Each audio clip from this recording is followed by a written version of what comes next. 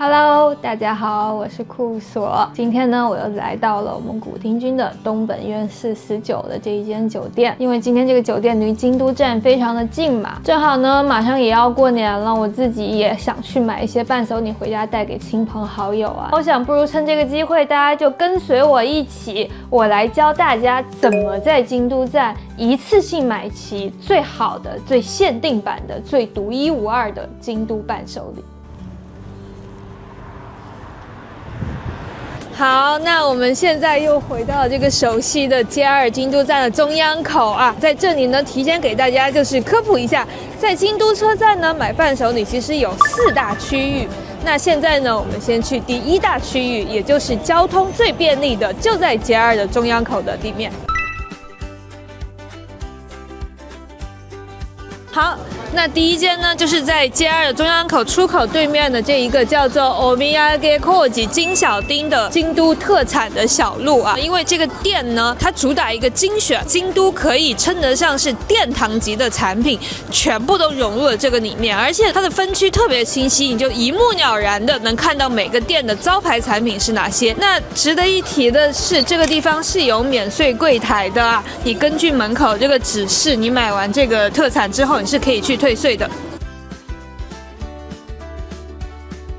我要推荐的第一个呢，就是这个烘焙茶包啊，这是京都宇治的很有名的一家烘焙茶的专卖店。我们都知道宇治有名的是抹茶嘛，这家比较特别，它是以卖烘焙茶为专门店的。那它其实这个地方可以闻到有很多香味的烘焙茶，比如说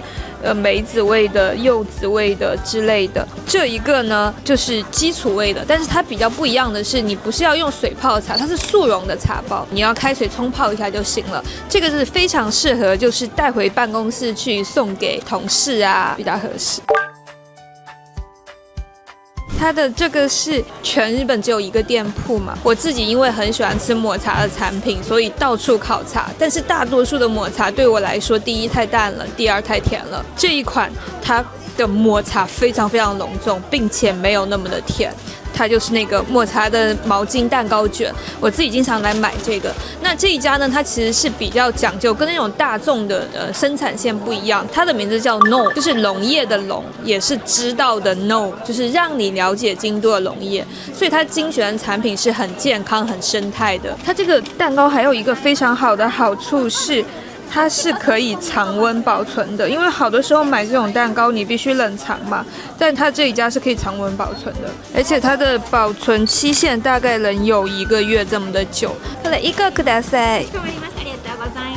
全世界绝无仅有的，只有这里有这一家店，别的地方没有。第3个呢，就是大名鼎鼎的实力，你可以说是京都抹茶的最 top 的、最顶端的店。我为什么要推荐这一个呢？就是它这一个有点像那种夹心饼，浓茶的夹心饼干，因为它的味道非常的浓郁嘛。这个叫做金南阁的这个饼干呢，它的那个连饼干的膏体本身也是用了宇治的一番茶，作为午后的那种小点心是非常合适的，你自己也没有负担，这个也非常适合送同事、送朋友。好，我们现在来到第2间，这里写着 Omiyage Kaido， 就是伴手礼街道啊。那这个地方呢，是整个京都站最大的一家伴手礼的店，它的位置在哪儿呢？也非常好找，就是你上到2楼。对面是那个 JR 的那个西口，就是2楼有一个南北的一个通道，就在这个通道上呢，我们就可以找到这家店。这家店呢，有一个非常好的好处，就是基本上你想能找到有代表性的京都的土特产都有。第2呢，就是它的店内会有排名，基本上是可以直接照着抄作业的。我们一进来就看到正对面写着销售排行榜，基本上呢，照着这个买前3名一定是不会错的。我今天呢就是专门要来买这一款，虽然我刚刚已经买了一个蛋糕了，这款是年轮蛋糕了，它叫 Q Bar， 它不是噱头，就是我最开始看到这款蛋糕是我半信半疑，因为我觉得它有一点那个美貌废物嘛。后来是别人送我吃了一个，我真的很惊艳。虽然我在京都吃过很多的抹茶蛋糕，但这一款的口味还是无与伦比的。我觉得特点不仅在于它的那个抹茶只是用了抹茶跟煎茶混合在一起，另外的一个特别的点是它这个白色这一圈是京都的豆乳。然后还有另外一个有特色的是，你看我们现在能够买到的这一款的保质期限是到2月6号1周的时间。一般的东西呢，就是说我们买了会越早吃越好，但这款蛋糕你只要在它的保存期限内，据说它的豆乳和抹茶的味道会随着时间的推移进入蛋糕体，其实是你越往后越好吃。就你可以在家里面放着，每天来一块，然后吃到后面你就会感觉它的风味越来越浓厚。好，那我接下来推这一款之前，我先说不要怪我今天推太多抹茶的东西，因为我们是在京都，京都的特产第一就是抹茶，对不对？第2名的这个同样是我每次必买的，它的名字如果直译的话，我们会把它叫做金法兰西。这款点心它的本店是在清水寺门前，非常有名的老铺。这一款设计的推出是为了当时纪念京都和巴黎的友好条约缔结60周年，所以邀请了法国的甜品大师和京都的甜品大师共同研发的。它使用了京都的抹茶工艺和法国的费兰雪合在一起。你想一下，全世界做甜品最好的2个国家，他们的甜点大师合作的东西能不好吃呢吗？另外一个就是这款很便宜，它在所有伴手里面，它这个小袋装的只要520，就最后也只是561。那我要推荐的第3个呢，在里面我带你们去找一找，这绝对是一个非常有趣的东西。来到了我神秘的专柜前，你知道 Lois 吧？但是我们经常看到都是 Lois 北海道嘛，这个 Lois 京都是它的全新的品牌，这款是我最近新发现的。来到京都，它会开发什么口味？来，我们读一下。宇治抹茶跟山椒，神不神奇？我当时第一个看到这个，我说这是什么黑暗料理，但是非常好吃。就是它有抹茶的甜跟厚切薯片的咸，然后呢，我一开始以为山椒味很突出，结果它其实只是隐隐的有一点点后味，它就让这个层次变得很丰富很微妙，就不管是配茶还是配酒都很合适。这一款最近让我有一点沉迷的停不下来，所以我想把它买回家去给我的爱喝酒的朋友们。我其实自己私心有一个在京都站买伴手礼的地方，就不是写着伴手礼店，但是我觉得有着最丰富的并且品种最多并且京都最多老字铺的名店，就是在我身后的伊势丹的地下1层。我们去看一下。看，就是它这里写着嘛，地下1楼你可以买到和洋果子，这个就是我们狙击的和洋果子和老铺，是不是琳琅满目？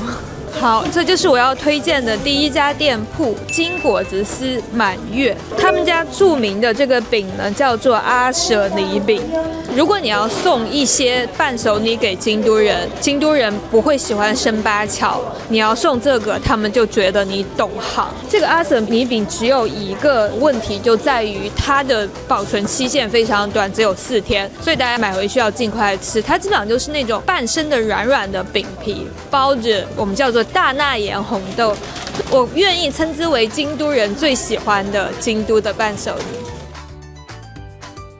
好，我现在来到了这一家叫做龟屋娘藏的店啊，那你可以看到它有写着这家店的厂设店铺只有京都地区有。我们可以看到它是卖和果子的，它是1802年创业的，京都已经有220年的历史的老铺啊。这家店要说我要推荐什么呢？不是它传统的和果子，而是这家老铺做了一个非常厉害的创新。你能猜到这是什么吗？因为传统的和果子店他们是做羊羹的，他现在把这个羊羹做成了一个可以放在烤吐司的上面。就是说，如果你早上爱吃烤吐司的人，你买这个回家去，你放在吐司上加一下热，它就会融化掉。比起我们吃果酱抹吐司，这一款的味道更加好吃。就它这个一袋540元是有2片装的，它的那个红豆上面是有黄油的，它都给你搭配好了。然后我刚刚发现他们出了一个新口味，是那个可可味的。这一次我想买回去这个试一下。然后呢，这个地方还能买到另外一个店，就是很多朋友都听说过这个叫做茶果的这个京都抹茶的薄脆饼干，很多人来京都都会买这个，我也无一例外的会买，因为它也是属于整个京都做抹茶做的比较有代表性的了。那这一次呢，我会比较给大家推荐它这个礼盒装，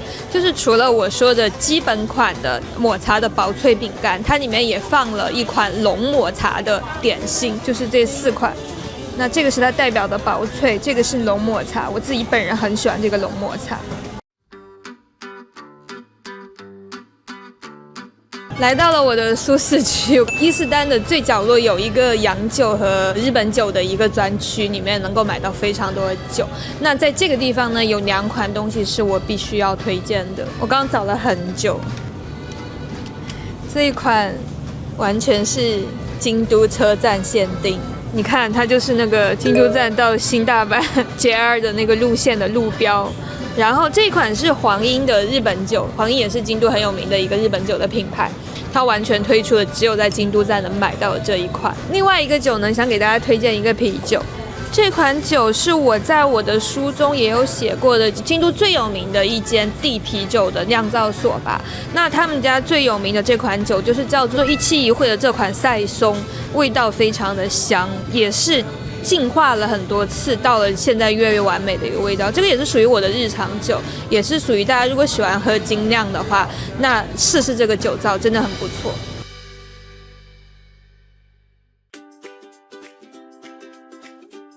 好，现在来到了我们京都站的第4个伴手礼的区域。那这个区域认准什么呢？认准我后方的新干线的8条口的乘车口啊。那在8条口的前面有整整的一条街，这条街呢，它写着那个 Arte Kyoto。那它2边都是杂货铺，在这些杂货铺呢，跟前面的那些伴手礼店比较不一样，可以买一些除了点心、除了食品之外的京都的好东西。那我推荐大家去买几个。好，那首先呢，就是这家叫做松茸堂熏熏的店啊。那如果以前看过我的书的朋友们应该知道，在我的第1本书里面就有花了很多篇幅来写这家叫做松茸堂的，有着300多年的京都历史最悠久的老铺的线香店啊。那松茸堂有一个我觉得很厉害的地方，就是它与时俱进，推出了很多现代人用的香，生活用香。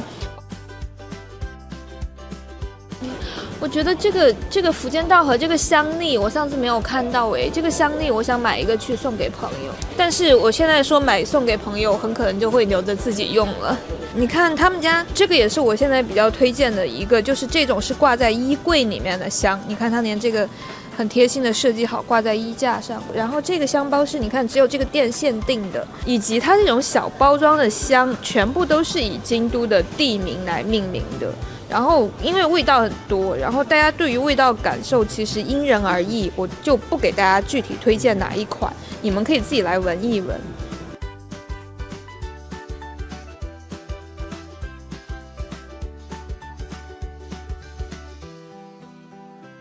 就是刚刚线香店对面还有一家药妆店，大家如果想买药妆的话，这个地方就可以买到，直接带走。这里呢还有一家店叫做喜之鸭的，是京都人最喜欢的面包店的老铺啊。这家店其实在京都市内每个地方都有，为什么要专门来这家店？每次我路过这个地方都会来买一个东西，就是这里有一个京都站限定的抹茶和红豆的吐司，就是这一款1900的抹茶的、红豆的以及京都有名的黑豆的合为一款的这一款，它的保质期大概会在1个星期左右，所以大家建议临走的时候再买，这个是真的很好吃。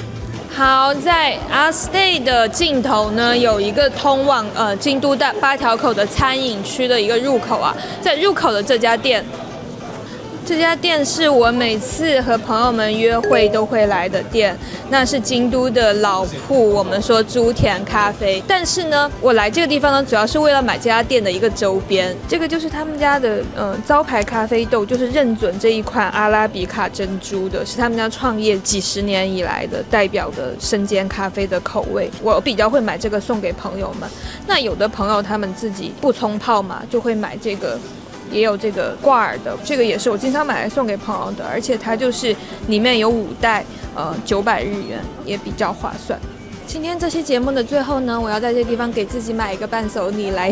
结束我们今天的这期节目啊。那在我买这个伴手礼之前，就先跟大家说一声，那我们今天节目就到此为止了。我是作家库索，也是古丁居旅馆的主理人。如果你来京都来住我们的古丁居旅馆东本院是19的话呢，欢迎你也来京都站逛一逛，像我这样一站式买全京都最具代表性的伴手礼啊。好，那么我们下期节目再见喽，拜拜。这是我今年给自己的礼物。